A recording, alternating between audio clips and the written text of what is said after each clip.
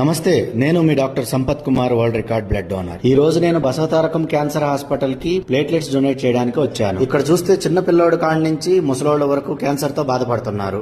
అసలు క్యాన్సర్ రావడానికి కారణాలేంటో ఈ వీడియో చూడండి.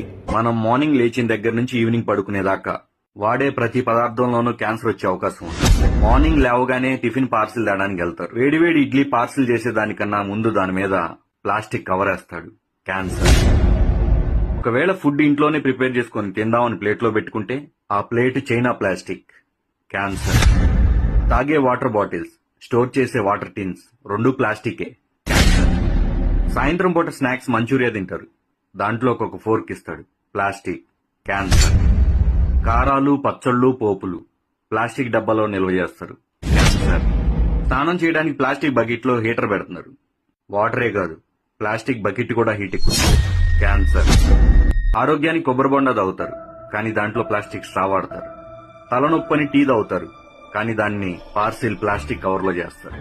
పాల ప్యాకెట్స్, పెరుగు ప్యాకెట్స్, ఆఖరికి చిన్న పిల్లలు తాగే పాల డబ్బాతో సహా ప్లాస్టిక్. క్యాన్సర్. వీటన్నిటికన్నా మోస్ట్ డేంజరస్ మార్నింగ్ లేచిన దగ్గర నుంచి ఈవినింగ్ పడుకునేదాకా వాడే మొబైల్ ఫోన్స్. క్యాన్సర్. ఫైనల్లీ 2030 కల్లా ప్రతి ఇంట్లో ఒక క్యాన్సర్ పేషెంట్ ఉండే అవకాశం ఉంది.